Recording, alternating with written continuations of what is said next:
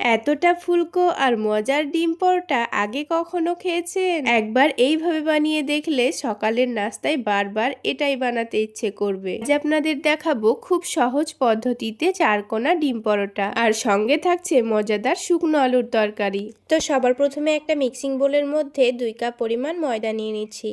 আপনারা চাইলে ময়দার পরিবর্তে আটাও নিতে পারেন, অথবা আটা ময়দা দুটো একসাথেও নিতে পারেন।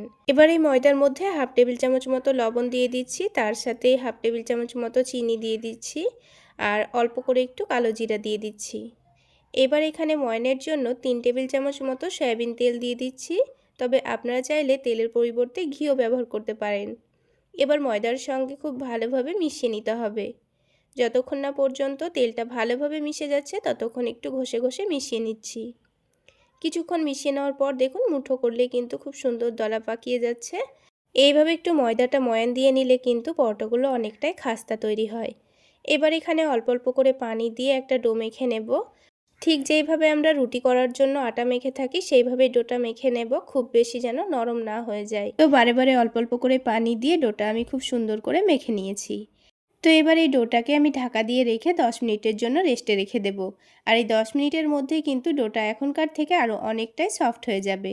আর ততক্ষণেই আমি পরোটাগুলো খাওয়ার জন্য একটা শুকনো আলুর তরকারি করে নেব। তো সেই জন্য আগে থেকে মিডিয়াম সাইজের 3টে আলু আমি কুচি কুচি করে কেটে ভালোভাবে ধুয়ে পরিষ্কার করে নিয়েছি। আলুগুলোকে এবার রান্না করে নেব।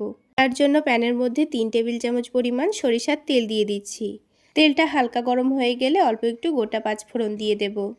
তারপর একটু থেতো করা রসুন দিয়ে দিচ্ছি, আর একটু করে থেতো করা আদা দিয়ে দিচ্ছি। আপনারা চাইলে আদা রসুন বাটাও দিতে পারেন। এবার সব কিছু একটু ভালোভাবে ভেজে নেব।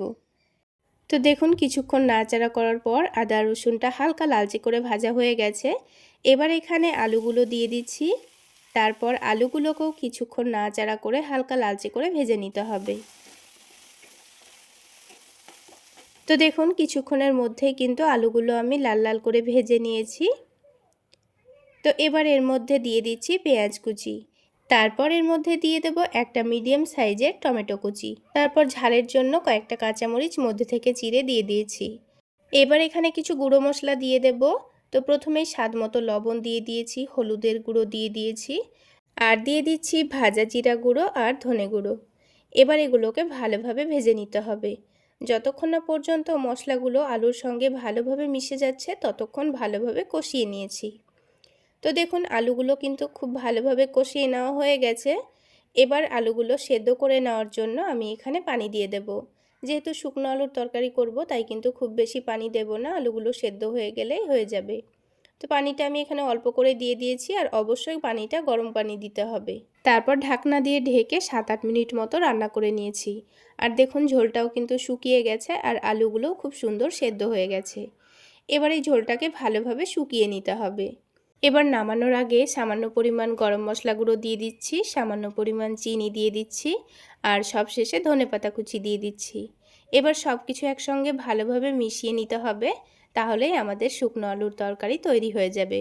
বন্ধুরা, এইভাবে শুকনো আলুর তরকারিটা যেমন ঝটপট বানিয়ে নেওয়াও যায়, তেমন আপনারা যে কোনো রুটি, পরোটা, লুচি সব কিছুর সঙ্গেই খেতে পারবেন। আলুটা ভালোভাবে শুকিয়ে নিয়েছি, এবার একটা বাটির মধ্যে তুলে রাখছি। তো আলুর তরকারি তো হয়ে গেল। এবার আমি আপনাদের ডিম পরোটাগুলো বানিয়ে দেখিয়ে দিচ্ছি। তো বানানোর জন্য আবারও একটা বাটির মধ্যে 2টো ডিম ভেঙে নিচ্ছি। তারপর কোনো রকম মশলা না দিয়ে ডিমটাকে একটা কাঁটা চামচ দিয়ে ভালোভাবে ফেটিয়ে নিচ্ছি। ডিমটা ভালোভাবে ফেটিয়ে নেওয়া হয়ে গেছে। এবার এই ডিমটাকে আমি রান্না করে নেব। তার জন্য প্যানের মধ্যে 1 টেবিল চামচ পরিমাণ সয়াবিন তেল দিয়ে দিয়েছি। তেলটা হালকা গরম হয়ে গেলে পেঁয়াজ কুচি দিয়ে দিয়েছি, ঝালের জন্য কাঁচামরিচ কুচি দিয়ে দিয়েছি। এবার এই পেঁয়াজ কাঁচামরিচটাকে হালকা লালচে করে ভেজে নিতে হবে। তো কিছুক্ষণের মধ্যেই দেখুন খুব সুন্দর লালচে কালার চলে এসছে। এবার এখানে কিছু গুঁড়ো মশলা দিয়ে দেব। তো প্রথমেই স্বাদ মতো লবণ দিয়ে দিয়েছি, তারপরে হলুদের গুঁড়ো দিয়ে দিয়েছি, সামান্য পরিমাণ দিয়ে দিচ্ছি জিরে গুঁড়ো। এবার 1 টেবিল চামচ পরিমাণ টমেটো সস দিয়ে দিচ্ছি। দিয়ে মশলাটাকে ভালোভাবে মিশিয়ে নেব। মশলাটা মিশিয়ে নেওয়া হয়ে গেছে। এবার এখানে ফেটিয়ে রাখা ডিমটা দিয়ে দিলাম। এবার এই ডিমটা কাঁচা থাকা অবস্থাতেই আমি একটু ভালোভাবে নাড়াচাড়া করে নিচ্ছি, কারণ ডিমটা আমি একেবারেই কুচি কুচি করে ভেজে নেব। এক সাইডেই ডিমটাকে একটু কুচি করে ভেজে নিতে হবে, তারপর মশলার সঙ্গে ভালোভাবে মিশিয়ে নেব। তো কিছুক্ষণ ভালোভাবে ডিমটাকে এইভাবে ভেজে নিতে হবে, যেন ডিমটার একটুও কাঁচা ভাব না থাকে। সব কিছু মশলার সঙ্গে মিশিয়ে নেওয়া হয়ে গেছে, ডিমটাও কিন্তু ভালোভাবে ভেজে নেওয়া হয়ে গেছে। এবার ডিমটা নামানোর আগে অল্প একটু চাট মশলা দিয়ে দিচ্ছি আর ধনেপাতা কুচি দিয়ে দিচ্ছি। তারপর সব কিছু একসঙ্গে ভালোভাবে মিশিয়ে নেব। ডিমটা কিন্তু আমাদের ভাজা হয়ে গেছে।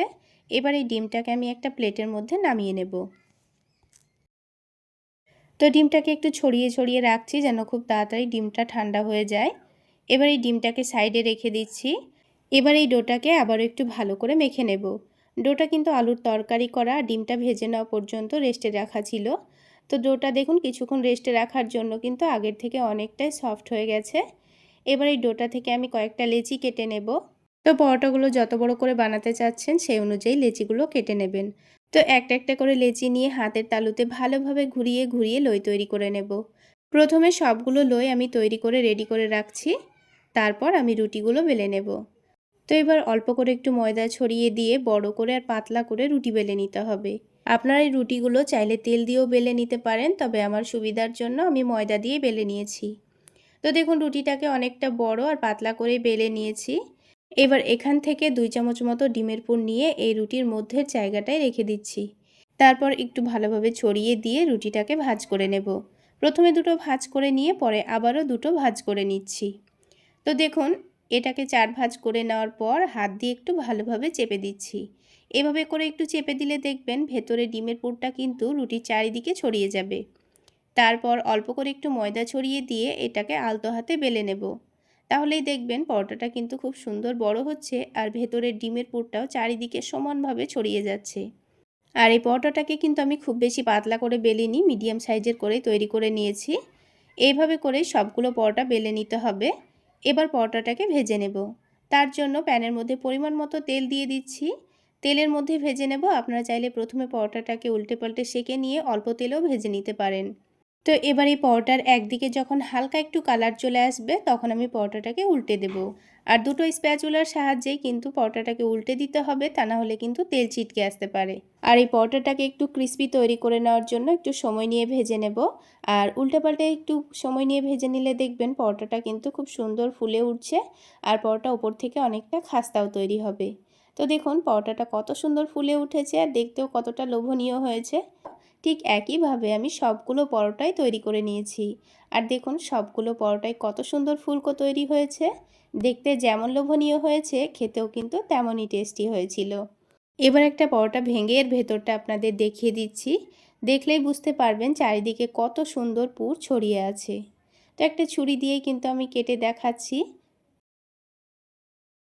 তাহলে বন্ধুরা আজকে এই পর্যন্তই। সকলে অনেক বেশি ভালো থাকবেন, সুস্থ থাকবেন। দেখা হচ্ছে আবারও একটি নতুন রেসিপি নিয়ে পরের ভিডিওতে।